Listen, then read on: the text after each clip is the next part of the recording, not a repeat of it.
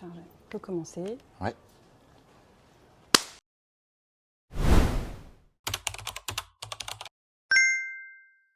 Bienvenue sur En ça, le podcast présenté par moi-même, Malika. Ici, je te parle en ça, en vrai de vrai, en réel, bref, en toute transparence. Je te partage mes réflexions brutes, mes expériences perso, les leçons que j'ai pu en tirer, mais pas que. En solo, avec mes invités, on discutera du passage à la vie d'adulte et de tout ce que ça implique, en particulier pour nous, les jeunes Mahorais. Donc aujourd'hui, on se retrouve pour un nouvel épisode concernant l'association Anticorps. Donc, je suis accompagnée de Léo, qui est le référent du groupe local à Mayotte. Bonjour. Bonjour Léo. Bonjour. Bienvenue sur mon podcast. Merci. Merci d'avoir accepté mon invitation. Donc Léo, est-ce que tu peux te présenter un petit peu, nous expliquer ce que tu fais au sein d'Anticorps ? Oui, absolument. Alors moi, c'est Léo Jusiac, 28 ans. Je suis un ancien de Mayotte. J'ai grandi sur le territoire. Et je suis revenu là, il y a quelques années pour y travailler et puis pour retrouver ce que j'avais pu connaître avant. Au sein d'Anticorps, moi je suis sociologue de formation, je travaille dans l'aménagement, dans la mobilité. Et au sein d'Anticorps, je suis aujourd'hui référent local du groupe local, donc à Mayotte, sur le territoire mahorais. Okay. Et je m'occupe d'un certain nombre de missions qui permettent aujourd'hui de développer cette antenne sur le territoire. Super. Quelles ont été tes motivations pour rejoindre l'association ? Alors, moi, mes motivations, elles sont assez claires. C'est que quand je suis arrivé sur le territoire, je connaissais de nom l'association Anticorps et j'avais cru comprendre qu'il n'y avait pas encore de groupe local structuré. Ce qui me paraissait assez particulier parce que, étant donné qu'on a conscience que sur le territoire, il y a des problématiques de corruption, ça me semblait nécessaire qu'il puisse y avoir une antenne, un groupe local qui puisse apparaître. Et donc, j'ai décidé de commencer à réfléchir à la possibilité de créer cette antenne. Je me suis renseigné sur l'association et sur ses missions. Et j'ai compris que les missions d'Anticorps, c'était des missions d'intérêt public, des missions de restauration de la confiance dans nos élus, des valeurs en fait, qui, moi, me portent en tant qu'agent public. Aujourd'hui, je travaille en collectivité. Je suis confronté à ces missions de service public. Et donc, je sais à quel point elles sont nécessaires pour le développement du territoire et plus globalement pour la démocratie et pour la préservation en fait, des droits des citoyens. Et donc, je me suis engagé de cette manière-là, en me disant qu'aujourd'hui, si on veut avoir des vraies missions de service public, si on veut avoir des vraies infrastructures publiques, il faut qu'on puisse avoir confiance dans nos élus et il faut qu'on puisse lutter contre la corruption et pour l'éthique en politique. D'autant plus à Mayotte, dans un territoire qui est confronté à des grosses problématiques en matière d'infrastructure. Oui. Donc l'intérêt pour nous, c'est de se dire ça va avoir un impact. Ce n'est pas juste dénoncer des faits de corruption, c'est aussi accompagner une démarche de se dire le territoire en a besoin en matière d'eau, de santé, d'éducation. Et donc agir contre la corruption, c'est agir pour le développement d'un Mayotte qui est plus juste et plus socialement plus équilibré, quoi. Et donc, quelle est la mission principale d'Anticorps ? Alors la mission principale, le leitmotiv, ce qui est inscrit dans les statuts d'Anticorps, c'est la lutte contre la corruption et pour l'éthique en politique. Ça veut dire quelque chose d'assez simple, c'est restaurer la confiance qui existe aujourd'hui ou qui n'existe plus ou qui est fragilisée entre les élus et les citoyens. On sait qu'on est dans un temps où le monde politique s'est un peu détaché des citoyens. Ça fragilise la démocratie, ça fragilise le rapport entre les hommes et les femmes. Et du coup, l'intérêt d'Anticorps, c'est de se dire, il faut sortir du tous pourri. Il y a des élus qui sont au travail, il y a des agents publics qui sont au travail. Donc comment on fait tous ensemble pour restaurer un lien de confiance avec les responsables publics. Donc ça, c'est la mission principale. Okay. Et comment ça fonctionne au niveau de la structure, du financement ? Aujourd'hui, le fonctionnement d'Anticorps, c'est le fonctionnement d'une association assez classique. Okay. C'est-à-dire qu'on a des adhérents. Aujourd'hui, c'est près de 10 400 adhérents. Donc l'association a été fondée en 2002. Il y a eu 20 ans de développement avec au début un tout petit groupe qui s'est structuré autour d'ailleurs de personnalités politiques qui avaient décidé de se saisir du sujet À l'époque, en 2002, c'était les élections Jacques Chirac-Le Pen, donc ça avait vachement dégradé la confiance que les citoyens pouvaient avoir dans leurs élus. Donc il y a des élus qui se sont saisis du sujet, qui se sont dit on va créer une association avec l'aide de juristes pour pouvoir dénoncer les faits de corruption. Ça s'est développé progressivement et puis aujourd'hui on est à près de 10 000 adhérents, enfin, un peu plus de 10 000 adhérents. Donc le fonctionnement, c'est des adhérents qui vont, voter pendant une assemblée générale, qui vont élire un conseil d'administration. Oui. Et ensuite, ce conseil d'administration va élire un bureau qui va prendre les décisions au nom du groupe et de l'association d'Anticor. Avec d'autres ramifications, avec un conseil éthique qui va pouvoir se positionner sur les décisions d'Anticor et notamment sur la nomination des référents locaux. Parce qu'Anticor, c'est une association nationale, mais c'est aussi des référents locaux dans tous les départements qui vont s'auto-organiser pour avoir un groupe local, une antenne, qui permet d'avoir une action locale beaucoup plus forte que celle qui peut être portée au national dans leur département. Okay. Et quand on parle de corruption, de quoi parle-t-on exactement? Quand on parle de corruption, on parle d'une atteinte à la probité, d'une des atteintes à la probité. La corruption, c'est pas l'ensemble des atteintes à la probité, c'est une action particulière, c'est un fait particulier. C'est le fait qu'un agent public utilise son pouvoir, son influence pour obtenir une faveur ou pour faire obtenir une faveur à quelqu'un. Et donc c'est quelque chose qui est condamnable, qui est un exemple parmi l'ensemble des atteintes à la probité, mais on en a d'autres aussi qui peuvent être condamnés. Oui. Au total, d'ailleurs, je rappelle qu'on a 7 formes d'atteinte à la probité. Ouais. On a donc la corruption, on a la concussion, on a le trafic d'influence, on a le pantouflage, le favoritisme, la prise illégale d'intérêt et le détournement de fonds publics. C'est ça. Et en quoi, du coup, tu parlais plutôt d'un intérêt commun pour l'ensemble de la société. Donc en quoi lutter contre la corruption, ça permet d'agir en faveur d'un intérêt commun? Au sens général, si on parle de la corruption au sens général, donc des atteintes à la probité, ça permet aux citoyens de dire, en fait, le responsable politique, il est élu avec une mission, la mission de représenter l'ensemble des citoyens. Et donc, lutter contre la corruption, c'est dire aux citoyens, reprendre le pouvoir sur la décision publique. Et lutter contre les intérêts particuliers. Dans un système de pouvoir, il y a forcément des tentations pour les élus, pour les responsables publics, même parfois pour les agents, d'utiliser une partie de leur pouvoir pour leur intérêt. Le rôle du citoyen, quand il lutte contre la corruption, c'est de dire « Attendez, en fait, nous, on vous a élu pour une mission de service public. On ne vous a pas élu pour un intérêt particulier, pour vous défendre vos amis. » Et donc, c'est dire stop à l'impunité, c'est dire stop à des personnes qui vont utiliser leur pouvoir pour privilégier un tel ou un tel, et recentrer le débat autour de c'est quoi l'intérêt public, c'est quoi l'action des élus, quelle est la vocation d'un responsable politique, et in fine, comment on fait pour créer une collectivité qui fonctionne. Donc c'est tout l'intérêt en fait de lutter contre la corruption, c'est rappeler les élus à l'ordre, rappeler leur sens, leur mission. Et parfois, c'est un peu oublié parce que quand on a passé le temps des élections, qui est un temps en fait très court, c'est-à-dire que le citoyen, il vote une fois et puis après, pendant 5 ans, par exemple, pour les élections municipales, il n'a plus vraiment voix au chapitre.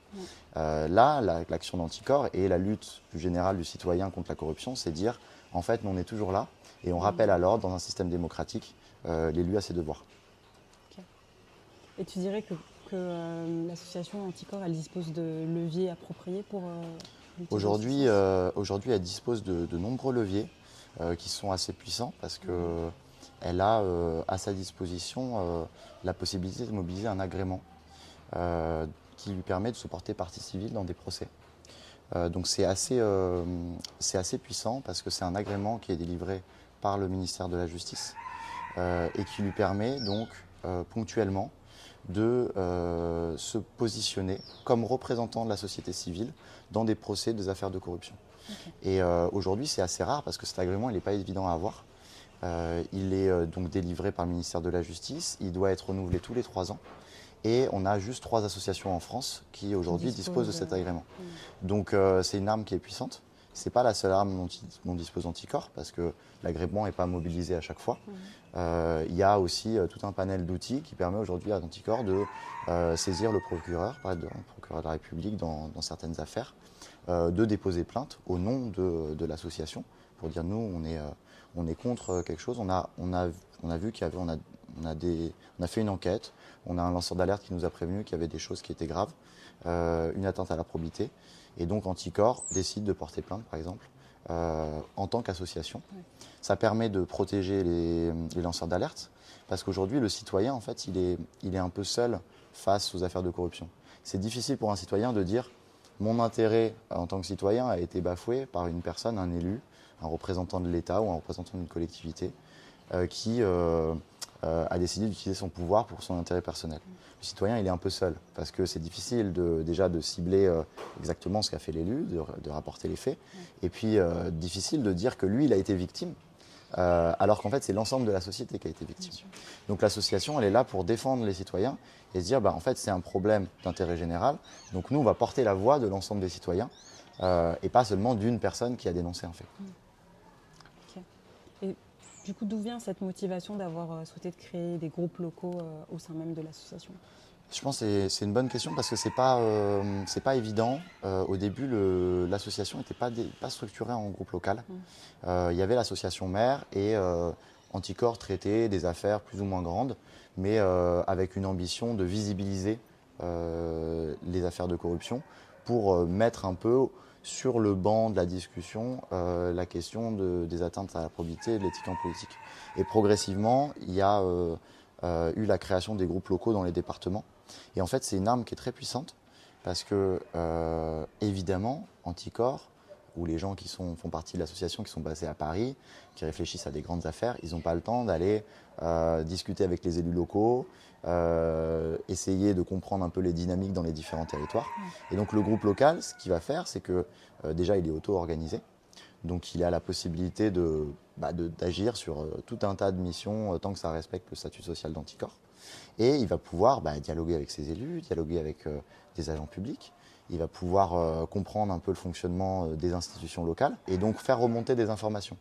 Et aussi localement, dans son patelin, dans ses villages, dans sa commune, dans son département, il va pouvoir aussi sensibiliser et dire aux citoyens, il y a une plateforme qui existe qui s'appelle Anticor et qui permet aux lanceurs d'alerte de dénoncer des faits de corruption.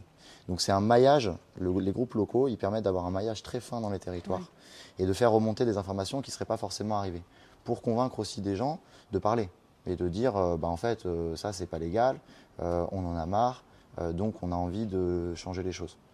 Donc les groupes locaux, ils fonctionnent comme ça, ils fonctionnent en sensibilisant, en diffusant le discours d'Anticor, mais aussi en travaillant finement au niveau local pour s'adapter à chaque thématique et à chaque territoire. Ouais. Donc il y a vraiment cette volonté de proximité aussi avec les locaux. Exactement. D'où l'intérêt d'avoir un groupe local aussi à Mayotte. Et je pense que c'est d'autant plus nécessaire que dans les autres départements de l'Hexagone, parce que Mayotte est éloignée de la France hexagonale. On a des problématiques qui sont bien spécifiques, avec un fonctionnement social, une société qui fonctionne de manière spécifique. Et donc l'intérêt, c'est d'avoir un groupe local qui puisse faire remonter des informations, même au niveau national dans l'association, pour dire on a des problématiques particulières, comme d'autres territoires d'outre-mer, et donc il va falloir les prendre en compte aussi de manière particulière. Donc avoir un soutien plus fort, avoir des moyens qui soient donnés pour pouvoir faire en sorte qu'on limite les atteintes à la probité dans notre département.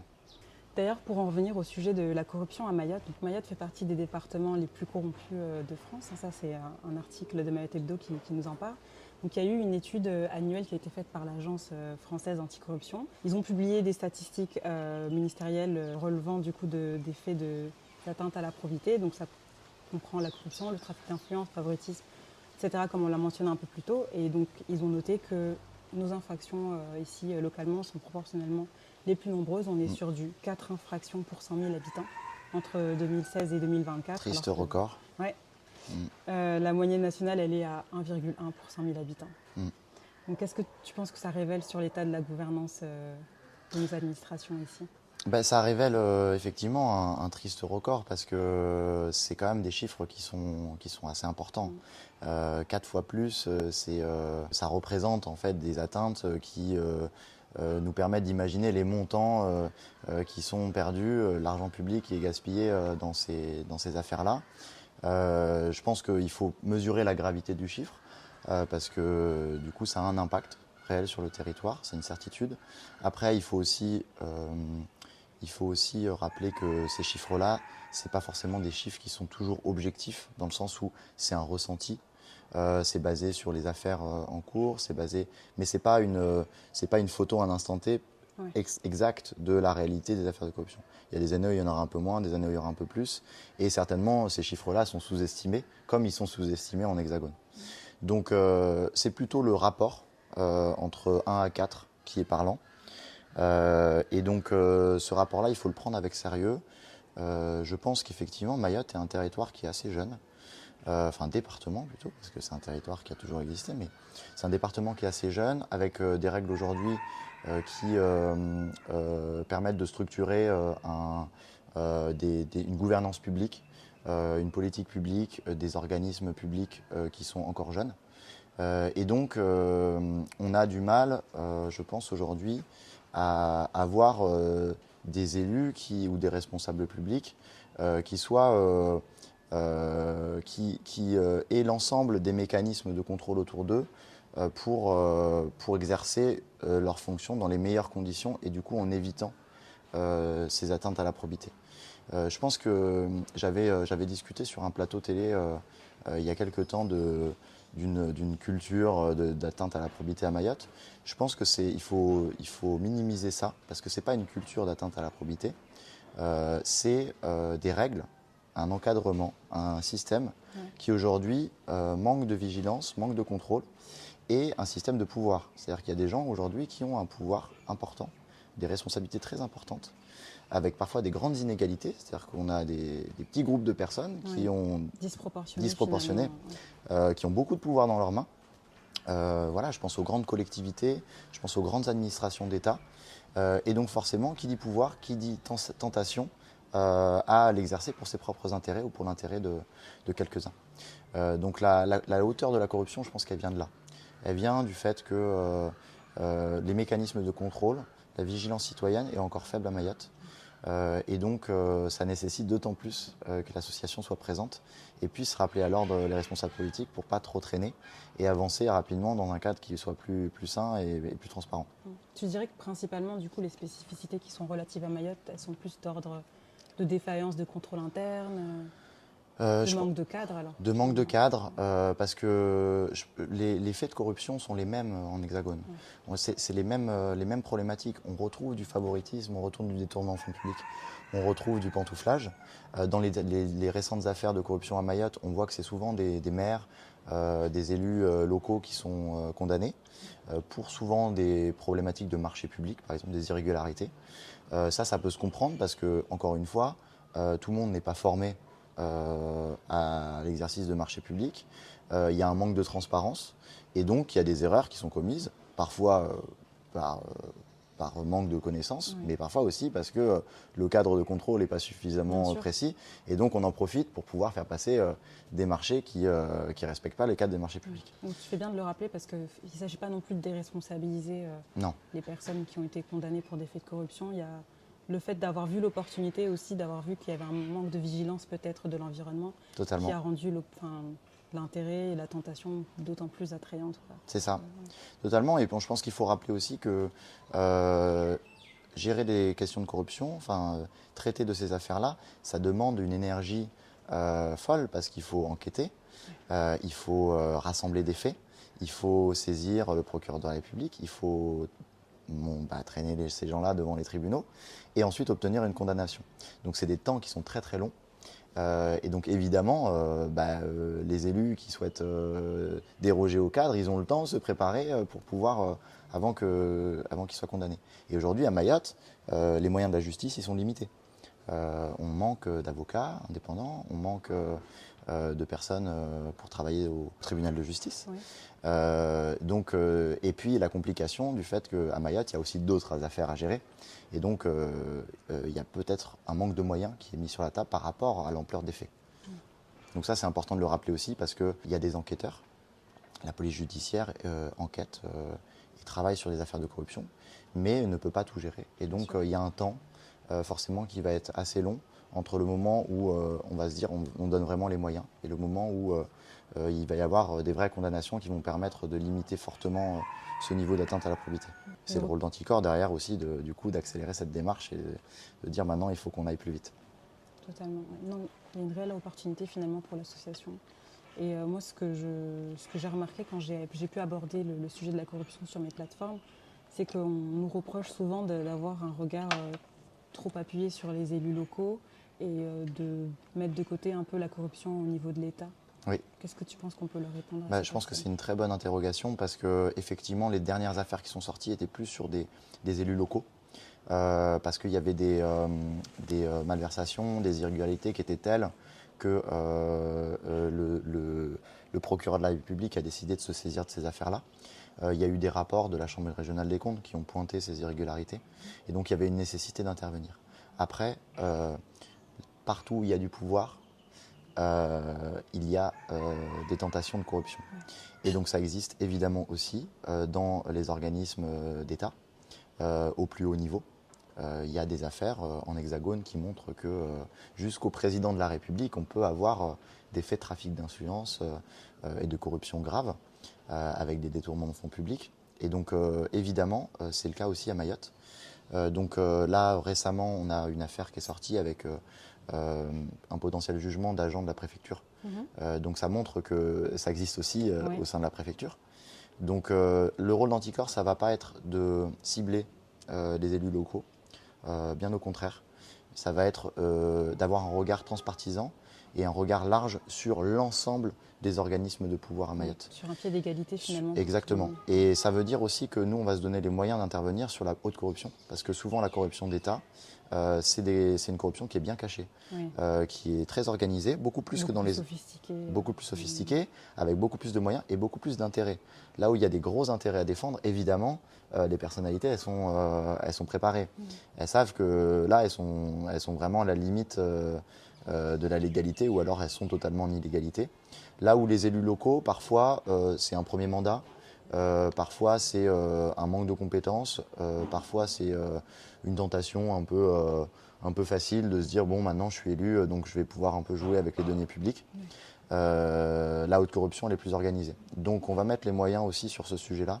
Et je pense que c'est important pour les Mahorais et les Mahoraises qu'ils sachent que le but, c'est vraiment de travailler sur l'ensemble des organismes et sur l'ensemble des faits de corruption jusqu'au plus haut niveau.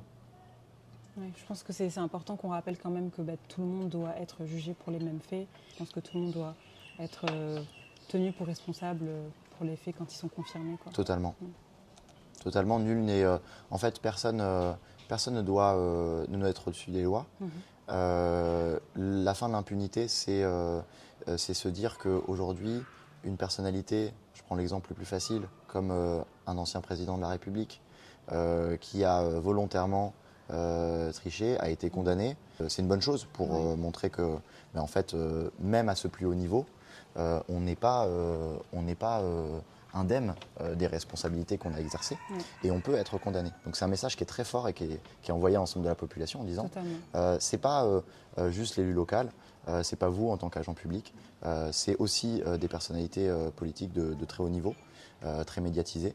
Et ces gens-là, en fait, si on monte des dossiers, si on dénonce, ils peuvent être aussi condamnés. Quelles sont les premières mesures concrètes du coup, pour l'association Anticor à Mayotte? Alors, elles sont nombreuses. Je pense que l'association est jeune, le groupe local est jeune. Il a été créé le 18 octobre 2025. Donc on a 3 mois et demi d'existence, un peu plus. C'était important d'avoir ce groupe local créé. Ensuite, les missions, elles sont définies par le référent et l'ensemble des adhérents qui sont impliqués dans l'association. Aujourd'hui, on a une trentaine d'adhérents en tout, avec une dizaine qui sont impliqués. Donc on a fait un travail d'emblée de se dire sur quoi on veut travailler, quelles sont les pistes les plus importantes pour Mayotte spécifiquement. On n'a pas un cadre qui est donné spécifique par le national qui va nous dire il faut travailler sur ça ou sur ça, c'est vraiment à nous de le définir. C'est bien de le rappeler parce que on a quand même une auto-organisation et une flexibilité dans nos missions qui est assez forte. Ensuite, dans les priorités qu'on a identifiées, on a évidemment, je parle de ça en premier parce que je pense que c'est très important, c'est passer de la théorie et du blabla à la pratique. On sait qu'à Mayotte, il y a beaucoup de personnalités politiques, que ce soit au niveau local ou au niveau des ministères, au niveau national, qui viennent avec des grands projets, des grands programmes. On va tout changer. Avant, ce qui se passait avant, ça ne marchait pas. Maintenant, vous inquiétez pas, on arrive avec les moyens humains et financiers. Et au final, on se rend compte que ça avance pas très vite, voire pas du tout, que les promesses ne sont pas tenues.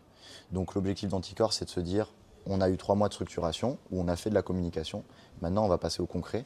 Et le concret, c'est saisir le procureur de la République, référencer des alertes, des lanceurs d'alerte, prendre au sérieux les alertes qui sont lancées et potentiellement se porter partie civile dans des procès de corruption. Donc dans les prochaines semaines, on va pouvoir voir que Anticor est au travail concrètement dans les tribunaux en tant que partie civile avec des avocats qui représentent la société et les citoyens et citoyennes de Mayotte dans des affaires de corruption et qui disent voilà, nous on agit et donc on participe au procès, on condamne. Et donc ça c'est super important je pense comme message. Ça montre qu'on ne va pas attendre 5 ans avant de commencer à aller dans le concret. On travaille, on est tout de suite au travail et on agit pour faire en sorte que la société soit représentée. Et que des personnes qui ont commis des faits graves puissent être condamnées. Donc c'est important qu'Anticor, même dans des affaires qui sont déjà en cours, puisse se présenter et puisse intervenir et dire voilà, la corruption c'est ça, c'est grave. Sur ces sujets-là, c'est d'autant plus grave. Parfois, on parle de sujets qui sont liés à l'eau, qui sont liés à l'éducation. Et donc, en fait, il faut qu'on puisse se rendre compte, faire le lien entre l'effet de corruption et l'argent public qui a été perdu et qui s'est fait au détriment d'infrastructures. Les opportunités qu'on a loupées. Exactement. Aujourd'hui, on voit, on a un procès qui va arriver en janvier avec le syndicat des eaux. Donc c'est un procès d'ampleur qui fait le lien directement entre une situation à Mayotte où on manque d'eau depuis plusieurs années, qui fait craindre voilà, des pénuries assez fortes. On a des coupures d'eau régulières, si ce n'est pas quotidienne. Et on a l'impression qu'on est en retard par rapport à ce qui aurait dû être fait il y a plusieurs années, en termes d'infrastructure, en termes de développement. Et en fait, on se rend compte qu'au même moment où on subit ces problématiques-là, on a des gens qui travaillent justement dans des institutions, dans des syndicats, qui sont censés justement prévoir, planifier et investir dans ces infrastructures, qui visiblement ont privilégié leur intérêt et ont potentiellement détourné de l'argent public. Donc ça s'est fait au détriment du territoire, au détriment des citoyens. Et donc c'est très important de rappeler ça parce que ça va permettre à la population de se rendre compte qu'en fait lutter contre la corruption, ça a un impact direct sur leur quotidien, sur leur vie, sur l'électricité, sur le prix de l'eau ou l'accès à l'eau, sur l'éducation de leurs enfants et sur toutes les infrastructures publiques qu'ils peuvent avoir autour d'eux à Mayotte. Et on sait qu'on en manque cruellement. Je pense que j'en profite aussi pour rappeler que Anticor ne lutte pas seulement contre l'effet de corruption, elle promeut aussi une certaine culture de l'éthique en politique, carrément. Ça c'est important de le rappeler, ça passe par là. Et donc dans cette mesure-là, ils ont une certaine approche pédagogique quand même, on peut le voir sur leur site internet, ils mettent à disposition un certain nombre de ressources pour les citoyens, donc des fiches citoyennes, de nombreux articles sont rédigés aussi pour permettre du coup à ce qu'on alimente en fait le débat public et on informe un maximum les concernés, les citoyens. Et je pense qu'au-delà de lutter contre la corruption, il y a toute cette partie information, toute cette dimension information sur lequel du coup on a des opportunités au niveau local aussi à Mayotte. Comment est-ce que tu définirais l'éthique en politique ? L'éthique en politique, c'est une question philosophique, mais en fait, dans le concret, c'est quelque chose qui est très, très puissant. C'est se dire que un élu, un responsable public, il est élu au nom de l'ensemble des citoyens. Il doit travailler au nom de l'ensemble des citoyens. Et que ça nécessite d'être conscient de sa responsabilité. On ne va pas forcément toujours être dans l'illégalité. On ne va pas forcément toujours tricher consciemment. Et parfois, on est à la limite parce que on est une société, on est des humains et donc forcément, tout le monde ne connaît pas parfaitement le cadre réglementaire. Parfois, on fait des petites erreurs et on se rattrape. Parfois, on fait des grosses erreurs et c'est plus grave. L'éthique en politique, c'est se dire que l'élu, quand il est en responsabilité, il doit être conscient qu'il dispose d'un pouvoir qui est extrêmement important, qui peut avoir des impacts sur la vie réelle, sur les gens, et que du coup, il doit agir en pleine responsabilité et au nom des citoyens. Et donc concrètement, ça veut dire qu'il il doit être conscient que quand il se retrouve dans une situation où il ne va pas défendre l'intérêt public, où il va soit défendre les intérêts d'un groupe, soit ses propres intérêts, il doit être capable de se déporter et intellectuellement, personnellement, se dire là, il y a un risque que mon action ne soit pas faite pour l'intérêt général. Et donc l'éthique en politique, c'est dire ça. C'est dire que nous, citoyens, on veut que nos responsables publics ils soient bien conscients qu'ils ont cette responsabilité-là et qu'ils doivent l'exercer en toute transparence et au nom de tous et toutes. Comment est-ce que tu penses qu'ils pourraient du coup faire cette distinction entre ce qui est légal et ce qui est éthique? En fait, il y a les faits, il y a le droit. Un responsable public, il est accompagné d'un cabinet, par exemple. Il est accompagné d'agents publics, de fonctionnaires qui vont l'aider dans sa mission. Et moi, je prends l'exemple de collectivité parce que c'est assez simple. On a un exécutif qui va avoir du coup un programme politique. Ce programme politique, ça va être on veut construire des écoles, on veut construire des infrastructures, une station de dessalement, on veut construire ça. L'agent public, il va s'atteler au travail et il va le faire dans un cadre légal. Il va le faire dans un cadre où, s'il veut mobiliser des entreprises, il va devoir faire une consultation, réaliser un marché public et sélectionner une entreprise. Donc il y a un cadre, la loi en fait, ça s'appelle la loi. Prévu. Il y a un cadre prévu qui est extrêmement réglementé, qui effectivement parfois permet un peu d'arbitrage, un peu de souplesse, parce que sinon ce serait extrêmement robotisé comme société. Mais il existe et il est censé être connu de tous et de toutes. Donc ça, c'est les règles. Après, si l'agent public il voit que le programme de l'exécutif ou la demande, elle sort de ce cadre-là, normalement, il est censé prévenir le politique en disant en fait, ça, c'est pas possible. On va pas pouvoir faire comme ça. Donc, moi, je vous propose de faire autrement. Donc, en fait, la légalité, le cadre légal, il existe, il est connu de tous, il peut être exercé et l'agent public, il se doit, s'il voit une infraction ou s'il voit une irrégularité, de prévenir. Et si l'exécutif n'écoute pas, de dénoncer, de soit porter plainte, soit déposer ce qu'on appelle un article 40 pour expliquer qu'il y a une irrégularité dans sa collectivité. L'éthique en politique, c'est de se dire que quand l'élu il reçoit cette information, il ne peut pas l'ignorer. Oui. Il n'est pas dans la légalité encore.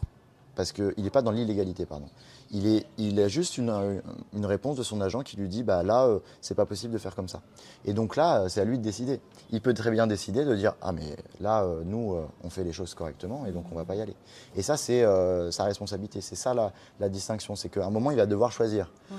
Il va devoir choisir en responsabilité de se dire est-ce que je choisis le côté obscur de la force ou est-ce que j'écoute mon agent ou je fais preuve de prudence. Je pense que le mot prudence, c'est ça aussi, c'est un mot qui est bien choisi pour l'éthique en politique, c'est se dire, en fait, l'immense responsabilité qu'on a en tant que responsable, elle nécessite de la prudence, de la transparence, tout le temps se poser des questions sur ce qu'on est en train de faire, parce que parfois on est embarqué dans des projets, et en fait on oublie que ces projets-là, on le fait pas pour le plaisir de nos collègues, on le fait pas pour son plaisir personnel, on le fait pour un projet qui est un projet de société. Donc c'est intimement lié l'éthique en politique et l'irrégularité, la légalité. Oui, je pense que pour compléter ce que tu dis par rapport au fait de se poser des questions, ça passe par questionner sa réelle intention. Quand on prend ce genre de décision, est-ce que c'est pour profiter certaines personnes, pour arranger certaines... Parce qu'il y a ça aussi, parce qu'on se dit qu'il y a forcément un gain derrière, mais des fois c'est juste par facilité. Donc, exactement. Est-ce que c'est plus facile de faire comme ça ou c'est mieux pour la société de choisir la voie un peu plus compliquée, un peu plus chiante. Et de respecter les mécanismes de contrôle. Oui. Parce qu'en fait, ces règles-là, elles sont là pour justement faire en sorte que, de limiter ces tentations. Et moi, par exemple, à titre personnel, enfin à titre professionnel, en tant qu'agent, il y a évidemment des moments où je me dis, ce serait beaucoup plus facile de choisir un tel, parce que ce bureau d'études ou cette entreprise, je sais qu'elle fait bien le travail, je sais qu'elle va répondre vite, mais en fait, y a des règles de mise en concurrence et donc il faut les respecter, il y a des délais. Donc c'est parfois aussi le reproche qui est fait aux administrations publiques d'être lentes. Oui. Mais en fait, la lenteur, c'est un mécanisme de contrôle pour pouvoir prendre le temps de maturer les projets et de respecter tout le cadre légal qui va permettre derrière de choisir la bonne entreprise, la bonne personne, le bon prestataire sans avoir pris des risques inconsidérés. Oui, sans précipitation. C'est ça. Est-ce que tu aurais par exemple des exemples de pratiques qui sont à la limite entre ce qui est autorisé légalement et ce qui n'est pas forcément éthique? Je pense à Mayotte, j'en ai quelques-unes, mais je pense que l'exemple le plus parlant, c'est peut-être le pantouflage. Oui. C'est une pratique qui est extrêmement courante dans la vie politique, de plus en plus. Mm. Il y a des documentaires, des articles qui sont sortis là-dessus qui sont assez intéressants. Le pantouflage, c'est quoi? C'est une personne qui va travailler dans le privé ou travailler dans le public et faire des allers-retours. Et donc, qui va utiliser sa connaissance d'une structure, publique ou privée, pour privilégier les intérêts de la structure dans laquelle il va aller après. Donc, par exemple, ça va être un ministre ou un député qui va décider de quitter son mandat. Bon, plus un ministre, parce que là, donc, on est sur une fonction ministérielle, une fonction de responsable politique au service d'un gouvernement. Et donc, ces personnes-là, elles vont quitter leur ministère et vont partir, par exemple, dans une grande boîte de BTP. Oui. Et elles vont utiliser leurs connaissances, leur réseau, pour pouvoir influencer les décisions politiques, ou en tout cas faire du lobbying, ou alors récupérer des informations qui leur permettent de répondre plus facilement au marché, etc. Donc la limite, elle est très fine parce que, évidemment, on a le droit de partir travailler où on veut. Par contre, on a l'obligation de respecter un certain cadre, de déclarer ses intérêts, de ne pas utiliser ses connaissances ou son réseau pour influencer des décisions politiques. Tout ça est très réglementé, mais c'est très difficile à prouver parce que quand on a une personne qui part du coup dans ce groupe de BTP qui a été ministre avant, on va se dire non mais la personne voilà, elle fait fi de ce qu'elle a eu avant, elle travaille au service de la boîte, donc la frontière est très fine. Il y a eu des condamnations pour pantouflage, mais elles ne sont pas nombreuses. Oui.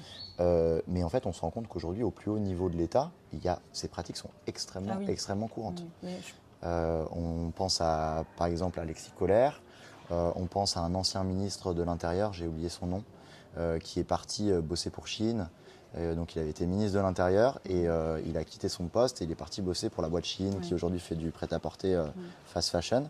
Et il était responsable de la partie développement environnemental, éthique de la boîte. Donc, évidemment, il a fait du lobbying auprès de la France pour faire en sorte que cette entreprise-là elle puisse s'implanter.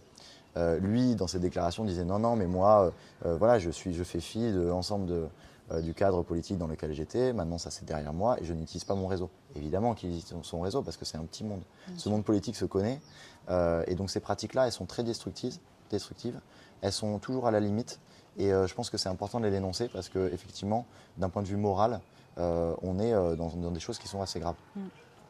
Mais je pense que du coup, ils profitent du fait que ce soit relativement flou et qu'ils puissent en fait difficilement prouver qu'il y a un direct lien entre leurs activités précédentes et l'opportunité qu'ils ont saisie par la suite. Pour en revenir au contexte mahorais, donc, on parlait longuement de toute la partie éthique. Donc on a mentionné l'importance d'avoir une certaine exemplarité au niveau des élus. Comment est-ce qu'on pourrait tendre vers ce modèle-là à Mayotte? Je pense qu'à Mayotte, ce modèle-là, il va pouvoir émerger à partir du moment où les citoyens et citoyennes se saisissent de cette question. C'est vraiment là, à mon avis, que ça passe. Parce qu'aujourd'hui, les élus, ils ont, comme on le disait, peu de contraintes. Ils peuvent se former, s'auto-former, mais ils restent soumis du coup à ces tentations. Et les citoyens ont d'autres préoccupations. Ils doivent lutter contre la vie chère, ils doivent pouvoir remplir leur bassine pour pouvoir préparer la prochaine coupure. Ils doivent se lever le matin à 4 heures pour pouvoir aller jusqu'au travail en évitant les embouteillages. Donc ils ne sont pas forcément pleinement disponibles et du coup les élus en profitent. Enfin les élus, les responsables politiques en profitent. Donc le changement il va passer par une prise de conscience citoyenne, de se dire là en fait on a un devoir en tant que citoyen d'intervenir et de dire stop. Stop à l'impunité, on sait les dégâts que ça fait, on le voit au quotidien dans notre travail, dans nos administrations et on sait l'impact que ça va avoir. Donc on se lève, on dit non. Et en plus, on sait que les Mahorais et Mahoraises ont une culture de la manifestation, Oui. ont une culture du combat politique qui est très forte. Et aujourd'hui, l'enjeu, ça va être de se dire, c'est un combat qui est juste à mener. En fait, si vous voulez défendre le territoire, levez-vous, dénoncez les faits de corruption et mobilisez-vous pour rétablir justement cette éthique en politique et contraindre, le mot est un peu fort, mais accompagner les élus Oui. dans leur programme et s'il faut, dénoncer ces pratiques-là. Mm. C'est par les citoyens, dans les temps justement de campagne municipale comme dans laquelle on est, que ça va passer. Ça va passer aussi par l'éducation populaire, l'éducation des jeunes. C'est ultra important aujourd'hui, je pense, de former une génération qui se rend compte de l'intérêt de l'intérêt public, de se dire, en fait, si on veut faire société, on doit faire société en ayant comme base morale des bases justes, saines, Oui. qui respectent la démocratie.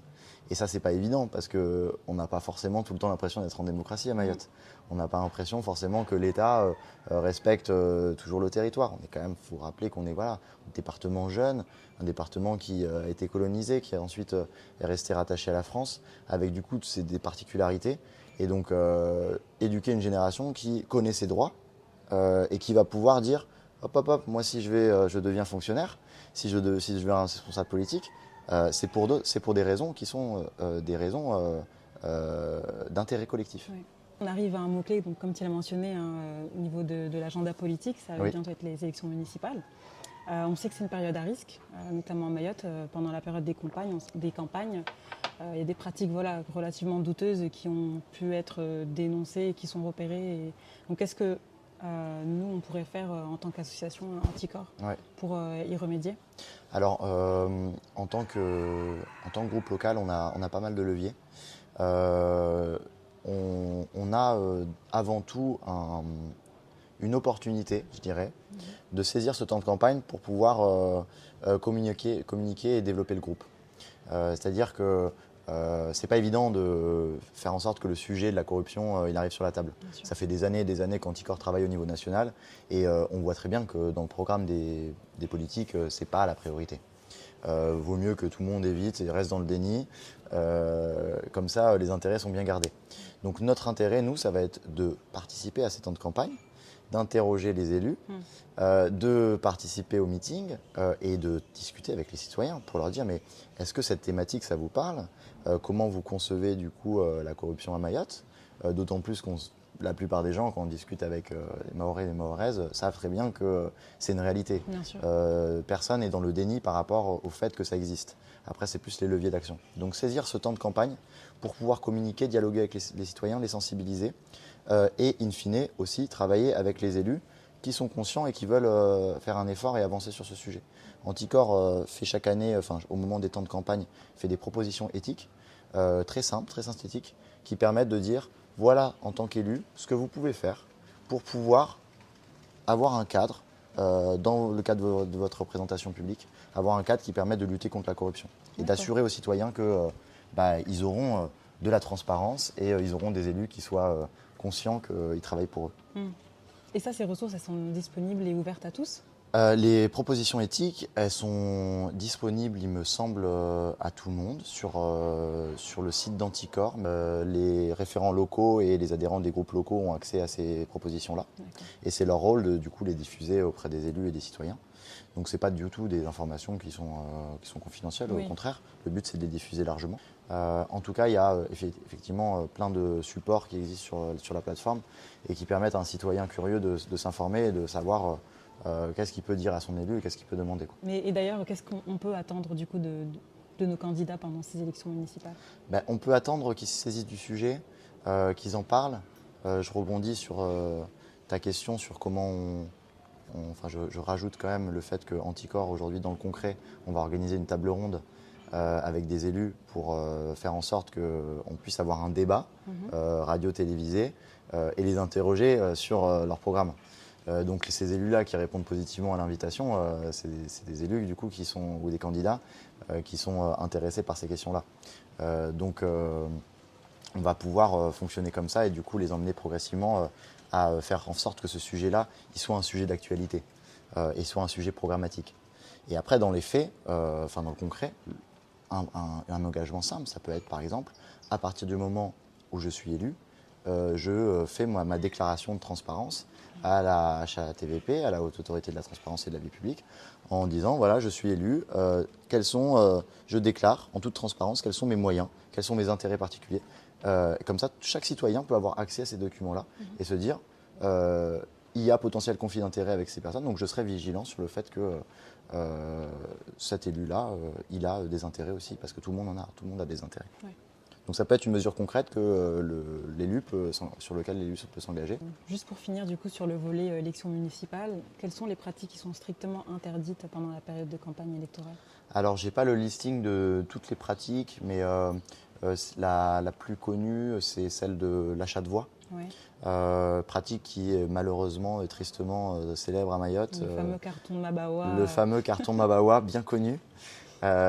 Qui est en fait une pratique qui est assez destructrice parce qu'elle sort le citoyen de sa réflexion. Ouais. Elle nécessite ce que j'appellerais assez durement de la manipulation de masse. C'est-à-dire qu'on va prendre des personnes parfois en situation de précarité qui n'ont pas les moyens ou pas la formation, pas l'éducation pour pouvoir se dire que en fait, ce qu'ils sont en train de faire, c'est mal. Parce que en échange, on leur donne soit à manger, soit de l'argent, en leur expliquant que tout va bien se passer pour eux à partir du moment où ils voteront pour la bonne personne. Ouais. Et ça, c'est quand même assez dramatique, et pour les citoyens et pour la démocratie au sens large. Parce qu'on sort complètement du cadre démocratique. L'élection, comment respecter le résultat de l'élection quand on sait que des élus ou des candidats ont utilisé ce type de technique. Ouais. Donc ça, c'est pénalement répréhensible. Ça peut être très grave. Et encore une fois, ça s'est passé au plus haut niveau, parce que même si M. Sarkozy n'a pas été condamné pour achat de voix, on sait qu'il y a des pratiques qui ont été utilisées qui démontrent que ça a été des réflexions, ou en tout cas des tentatives qui ont été menées par des candidats à l'élection présidentielle. Donc c'est extrêmement grave et je pense qu'il faut lutter contre ça. Lutter contre ça, ça veut dire prévenir les élus qu'on sera vigilants, enfin les candidats. Et aussi, je reviens à l'éducation populaire, préparer cette jeunesse, parfois parce que je parle des jeunes parce que ils recoupent tous les critères de la précarité, préparer cette jeunesse pour leur dire, faites attention, quand on est en temps de campagne, essayez de voir les choses autrement et de ne pas céder à la tentation d'un don matériel en échange de votre droit démocratique. Bien sûr. Et je pense qu'ils jouent beaucoup sur les élus qui ont recours à ces pratiques. Je pense qu'ils jouent aussi sur le fait que certaines limites sont floues. Oui.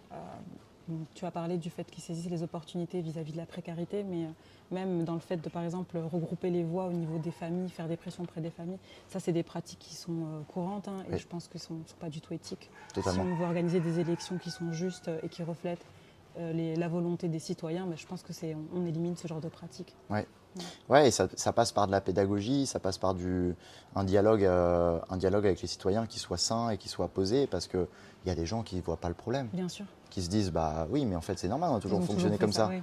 Donc il n'y a pas d'irrégularité. Effectivement, du coup, on revient à l'éthique en politique, se dire, mais en fait l'éthique, c'est pas seulement pour les responsables publics, c'est aussi pour les citoyens et citoyennes qui sont parfois mal informés et qui sortent malgré eux du cadre démocratique.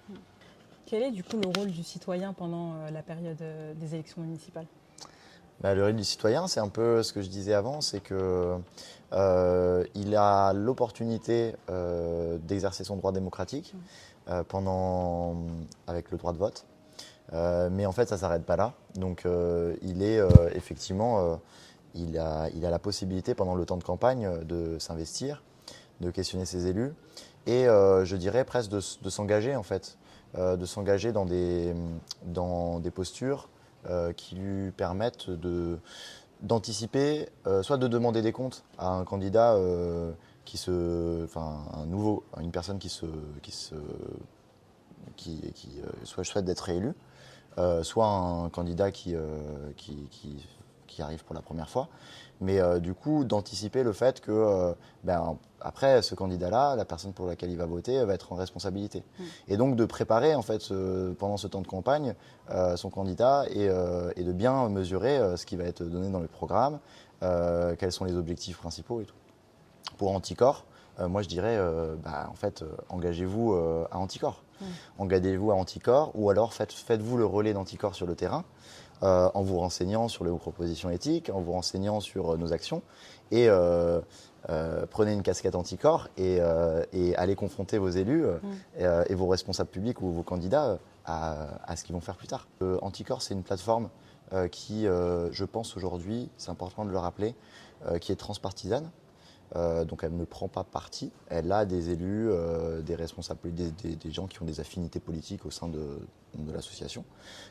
Mais c'est une plateforme qui permet, du coup, transpartisane, qui permet d'agir en transparence, mais aussi en faisant preuve d'un message qui est un message de commun, et donc qui permet aux citoyens de dire je ne suis pas en train de prendre parti pour une personne ou pour un sujet clivant, mais je suis en train de prendre parti pour un cadre démocratique plus sain.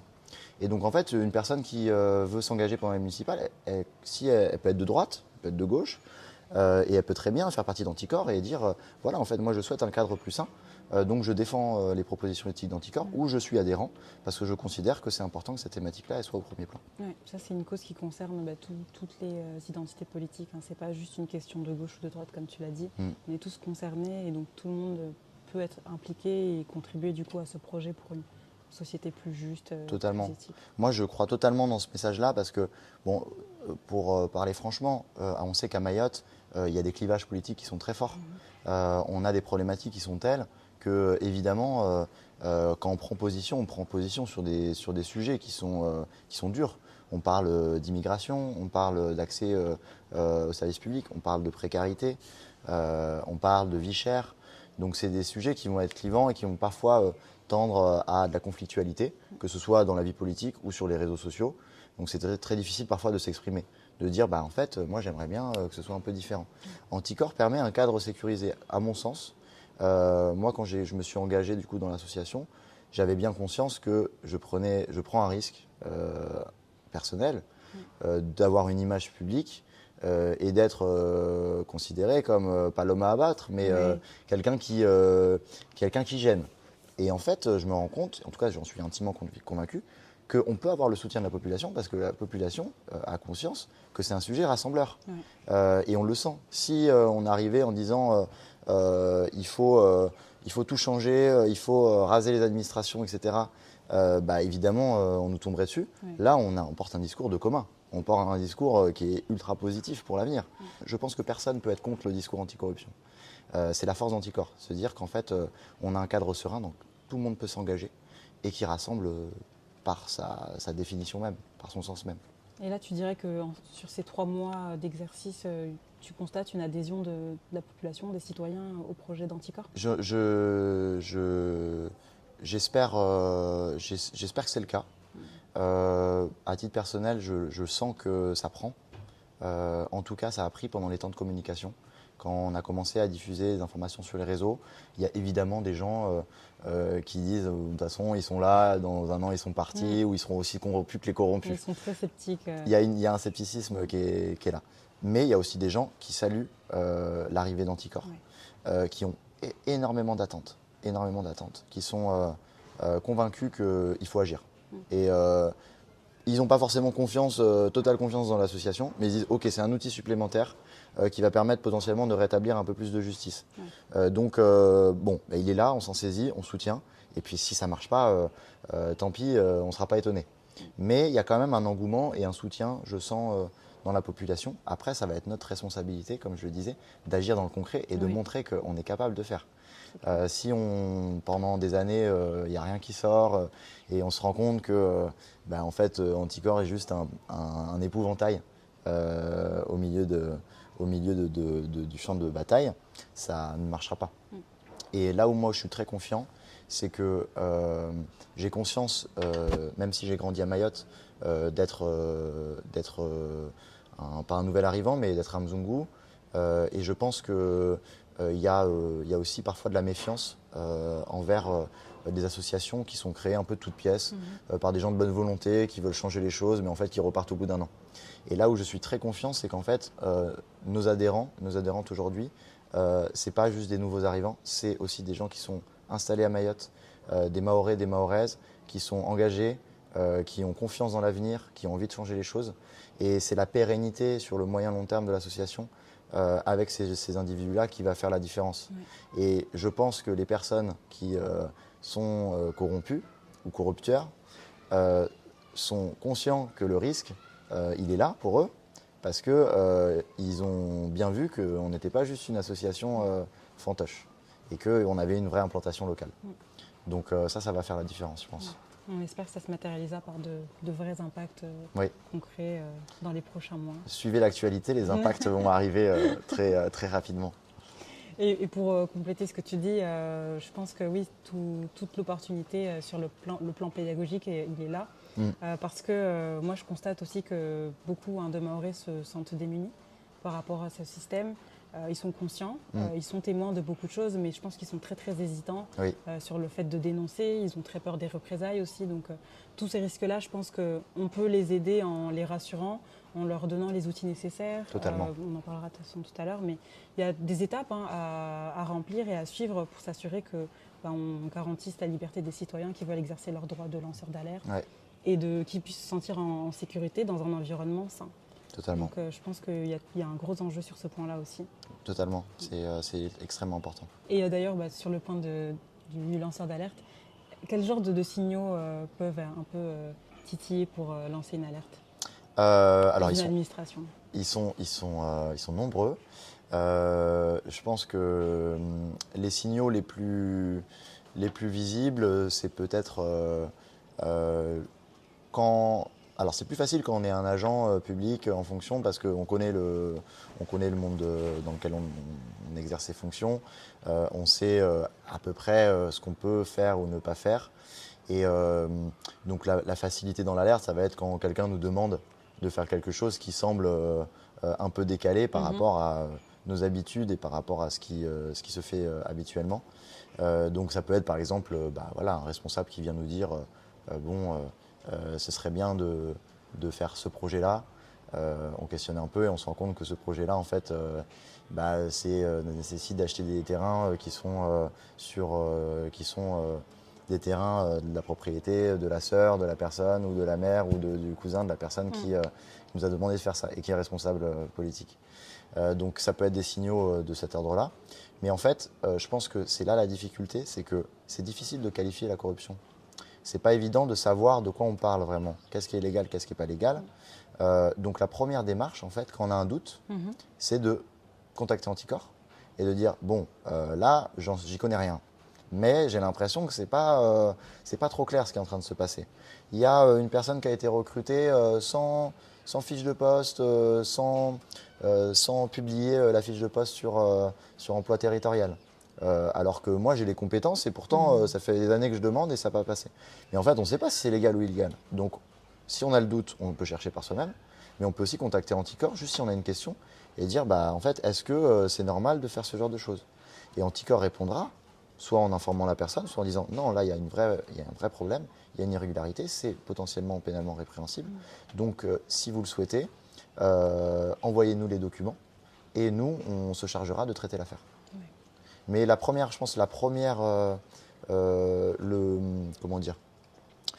réflexe, c'est de se dire si on a le doute, faut pas hésiter à en parler. Ouais. La vigilance citoyenne, en fait, elle s'exerce de cette manière-là.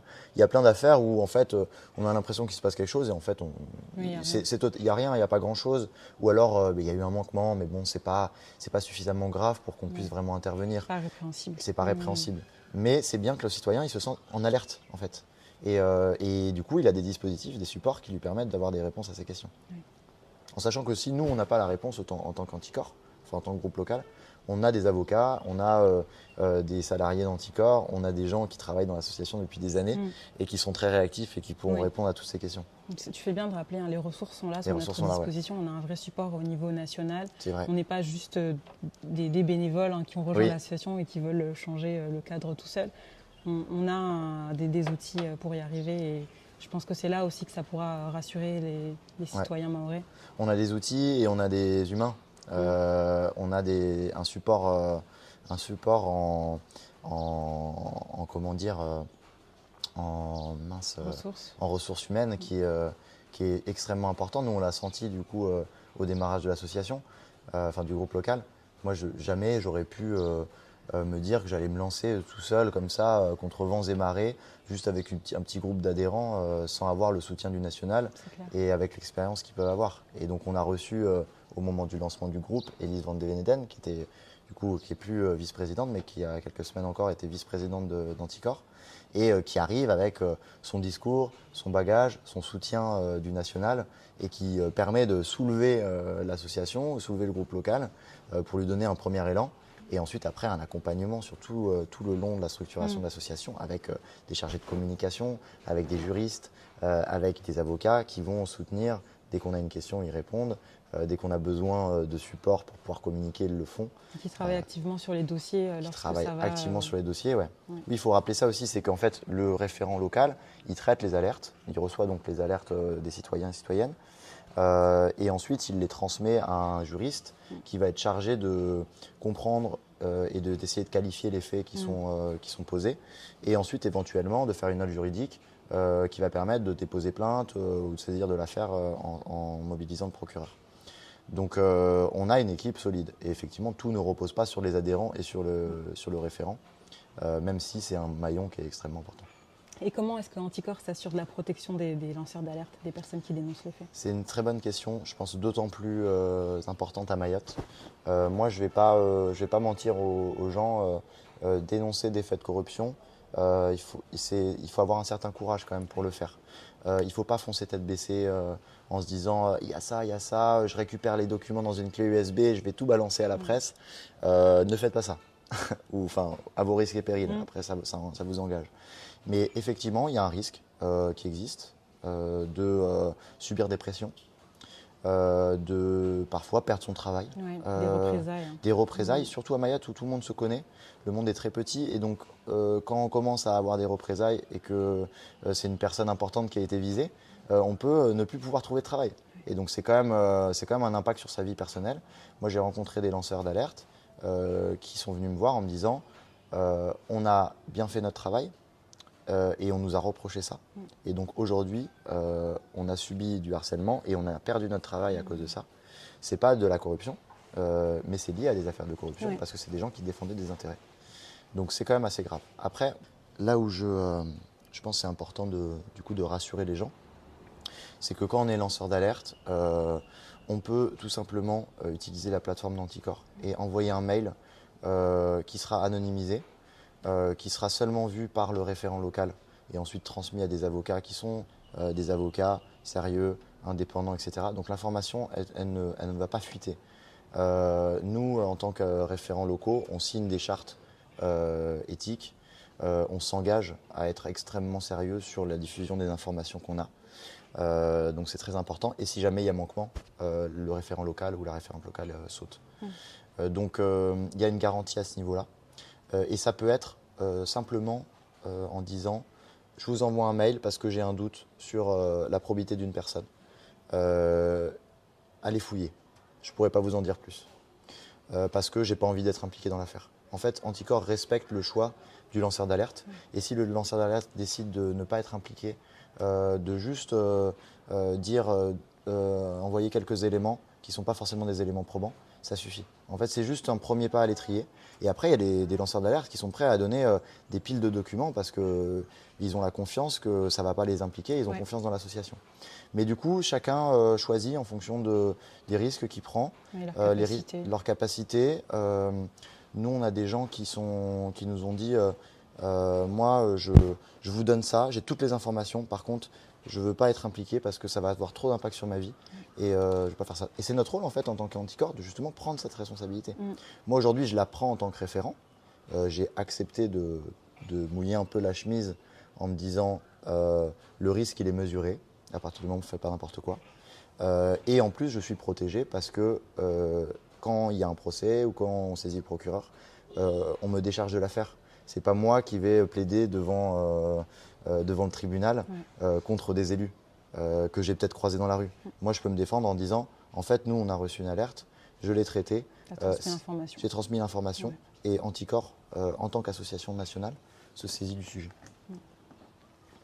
Et je pense que c'est important de le rappeler aussi, il faut faire très attention à comment est-ce qu'on va communiquer. Que ce soit lorsqu'on s'adresse à nous ou alors si on prend la décision d'aller directement vers un média, parce qu'il y a le risque d'être poursuivi pour diffamation aussi. Totalement. Donc il faut faire très attention, voilà, il faut mesurer mesurer ses l'impact, et oui, ses paroles. Et dans cette optique, Anticor a publié des ressources pour accompagner les personnes qui sont dans les administrations publiques, qui veulent lancer l'alerte mais qui ne sont pas trop sûrs de qu'est-ce qu'ils peuvent faire, dans quel cadre, etc. Donc il y a un guide qui est disponible sur le site d'Anticor en libre accès pour tout le monde, qui permet du coup de bien cadrer et de vous apprendre à respecter certaines étapes lorsque vous procédez à un lancement d'alerte. Totalement. C'est bien de rappeler aussi qu'on est conscient du fait que, enfin Anticor je veux dire, conscient du fait qu'il y a des personnes qui n'ont pas du tout intérêt à ce qu'on réussisse. À Mayotte, c'est évidemment le cas, mais vu que c'est une structure qui est jeune, je pense qu'il n'y a pas encore trop de pression. Mais en France hexagonale, il y a des groupes locaux, ou même Anticor en tant qu'association, s'est fait attaquer jusque par le ministère de la Justice. Il y a évidemment des intérêts et des gens qui ne veulent pas qu'on commence à fouiller dans leurs affaires. Donc le gage la responsabilité d'Anticor, c'est d'être le plus sérieux possible dans ses prises de parole, pour ne pas être attaqué, ne pas donner du grain à moudre à des gens qui auraient intérêt à faire tomber l'association. Donc évidemment, on est très sérieux aussi là-dessus, et donc ça montre qu'on peut protéger nos sources convenablement. Tu penses qu'on peut du coup faire de la politique sans renoncer à ses principes ? Oui, je pense. Ouais. Je pense que c'est... si je ne le pensais pas, je ne serais pas Anticor. Je pense qu'il y a des hommes et des femmes politiques qui sont extrêmement attachés à des valeurs démocratiques, sincèrement défenseurs de l'intérêt public. Et je pense qu'ils sont d'autant plus forts et fortes que la tentation est grande quand on est au pouvoir de manquer à ses responsabilités. Et donc je crois totalement, pas en l'homme ou la femme politique présidentielle, mais en des citoyens engagés qui vont tout faire pour justement défendre une partie de la politique, qui est justement la politique au sens noble du terme. Le fait de faire cité, le fait de faire commun, de faire collectivité. Un message pour les jeunes Mahorais ? Pour les jeunes Mahorais, forcément, vous êtes l'avenir de Mayotte. À Mayotte, on a 50% de la population qui a moins de 17 ans. Pour moi, le poumon de Mayotte, c'est la jeunesse. Et ça, on ne peut pas lui enlever.